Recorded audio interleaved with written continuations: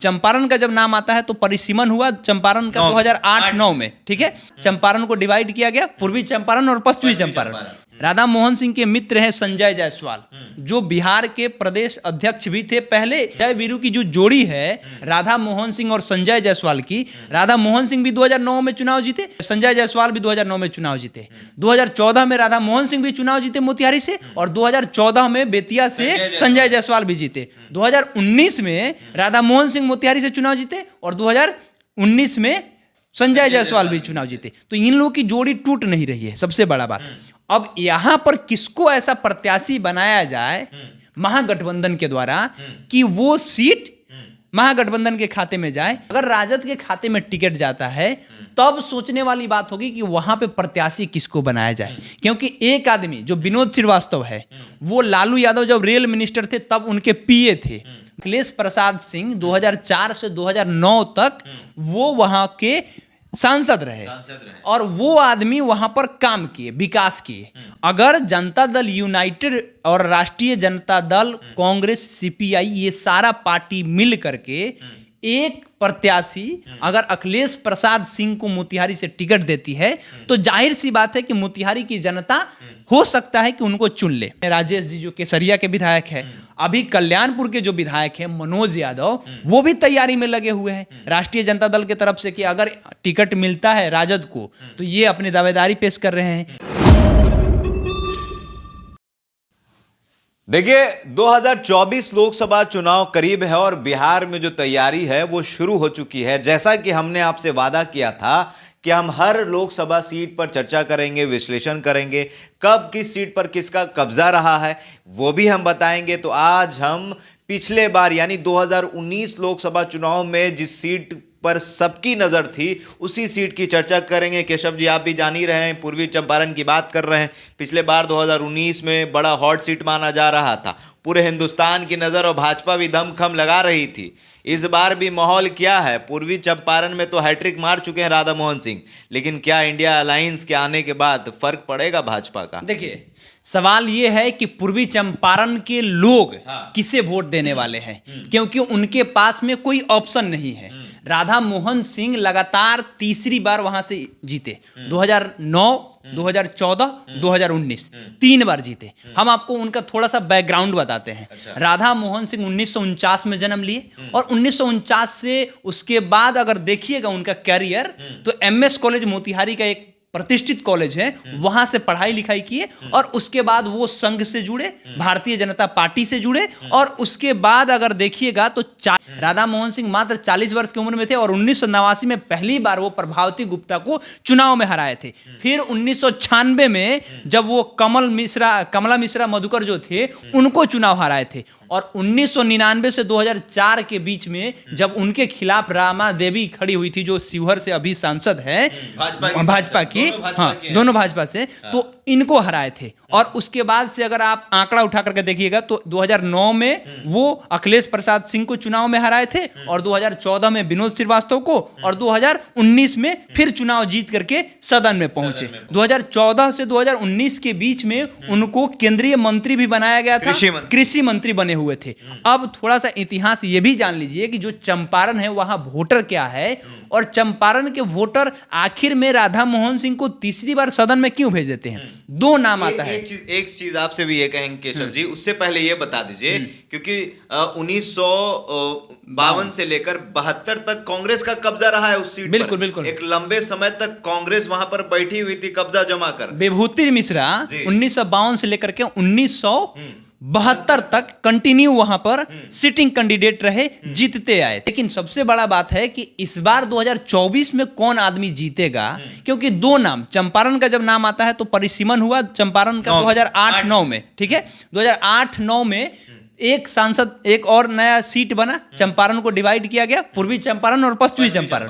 तो राधा मोहन सिंह और उनके मित्र दो आदमी, राधा मोहन सिंह के मित्र हैं संजय जायसवाल जो बिहार के प्रदेश अध्यक्ष भी थे पहले, सम्राट चौधरी से पहले, ठीक। तो वो आदमी और राधा मोहन सिंह ये दोनों घनिष्ठ मित्र हैं और ये दोनों आदमी लगातार 2009 से चुनाव जीतते आ रहे हैं। मतलब कहा जाए तो जय किशन की जो जय वीरू की जो जोड़ी है राधा मोहन सिंह और संजय जायसवाल की, राधा मोहन सिंह भी 2009 में चुनाव जीते, संजय जायसवाल भी 2009 में चुनाव जीते, 2014 में राधा मोहन सिंह भी चुनाव जीते मोतिहारी से और 2014 में बेतिया से संजय जायसवाल भी जीते। 2019 में राधा मोहन सिंह मोतिहारी से चुनाव जीते और 2019 में संजय जायसवाल भी चुनाव जीते। तो इन लोगों की जोड़ी टूट नहीं रही है, सबसे बड़ा बात। अब यहां पर किसको ऐसा प्रत्याशी बनाया जाए महागठबंधन के द्वारा कि वो सीट महागठबंधन के खाते में जाए, ये महागठबंधन के लोग अभी भी सोच रहे हैं। चर्चा तो है कांग्रेस का ही, चर्चा कांग्रेस का है। इसका मतलब जानते हैं क्या कारण है? इसका कारण यह है कि वहां से अखिलेश प्रसाद सिंह 2004 से 2009 तक वो वहां के सांसद रहे और वो आदमी वहां पर काम किए, विकास किए। अगर जनता दल यूनाइटेड और राष्ट्रीय जनता दल, कांग्रेस, सीपीआई ये सारा पार्टी मिल करके एक प्रत्याशी अगर अखिलेश प्रसाद सिंह को मोतिहारी से टिकट देती है तो जाहिर सी बात है कि मोतिहारी की जनता हो सकता है कि उनको चुन ले। कारण यह है कि वन ऑन वन की बात कर रहे हैं। अगर इनको टिकट मिलता है तो, अगर नहीं मिलता है, अगर राजद के खाते में टिकट जाता है, हालांकि ये कांग्रेस के हैं, अगर राजद के खाते में टिकट जाता है तब सोचने वाली बात होगी कि वहां पे प्रत्याशी किसको बनाया जाए। क्योंकि एक आदमी जो विनोद श्रीवास्तव है वो लालू यादव जब रेल मिनिस्टर थे तब उनके पीए थे। 2004 से लालू जी टिकट भी दिए। 2004 से 2009 तक लालू जी जब रेल मिनिस्टर थे उस समय वो रेल मंत्री थे। तो रेल मंत्री थे तो उनके ये पीए थे और ये पीए साहब को टिकट मिला था, ये हार गए थे चुनाव। ठीक, अब तैयारी वहां से और भी जो विधायक है लोग, ये लोग कर रहा है। कुशवाहा समाज से जो विधायक है, पूर्व विधायक रहे हैं राजेश जी जो केसरिया के विधायक हैं, अभी कल्याणपुर के जो विधायक हैं मनोज यादव, वो भी तैयारी में लगे हुए हैं राष्ट्रीय जनता दल की तरफ से कि अगर टिकट मिलता है राजद को तो ये अपनी दावेदारी पेश कर रहे हैं। जिला अध्यक्ष भी बने हुए हैं। तो अब देखना है कि चाचा को कौन आदमी हरा रहा है। कांग्रेस के बाद वो जो सीट है पूर्वी चंपारण परिसीमन के बाद भाजपा का वो गढ़ हो गया है। तो राधा मोहन सिंह जो हैं, जो केंद्रीय मंत्री भी हैं, वो एक लंबे समय से सांसद भी हैं, 6 बार के सांसद हैं। तो उनके सामने उनके ही हिसाब का कैंडिडेट खड़ा करना। राधा मोहन सिंह के खिलाफ लोग वोट नहीं करता है। जानते हैं कारण क्या है? क्योंकि लोग के पास में ऑप्शन नहीं है। राधा मोहन सिंह ने लोग से, अगर आप जा करके मोतिहारी जिला में अगर आप ग्राउंड रिपोर्ट कीजिएगा तो लोग यही बात कहे कि अगर राधा मोहन सिंह किसी को बनाए नहीं है तो किसी का बिगाड़े भी नहीं है। छवि अच्छा है, वो किसी को फंसाते नहीं है, किसी को बचाते भी नहीं है, फंसाते भी नहीं है। इसीलिए राधा मोहन सिंह को आराम से वहां पे लोग जिता रहा है। हैट्रिक मारना वो एमपी के चुनाव में आम बात नहीं होता है। अब लालू यादव के पार्टी को लग रहा है कि वहां से अगर मनोज यादव को प्रत्याशी बना रहे हैं तो हो सकता है कि मनोज यादव राधा मोहन सिंह का जो किला है उसे ढा दे। ये वहां के लोग और राष्ट्रीय जनता दल के कार्यकर्ता का कहना है कि अगर मनोज यादव को टिकट दिया जाता है तो हो सकता है कि ये जीत जाए। क्योंकि इनसे पहले जब विनोद श्रीवास्तव को टिकट मिला था तो विनोद श्रीवास्तव को लगभग 2,08,000 वोट मिला था और उनको 4 लाख वोट मिला हुआ था। इनको 25% वोट मिला था और उनको 40% वोट मिला था। तो यही अंतर है कि वो आदमी जीत जाता है।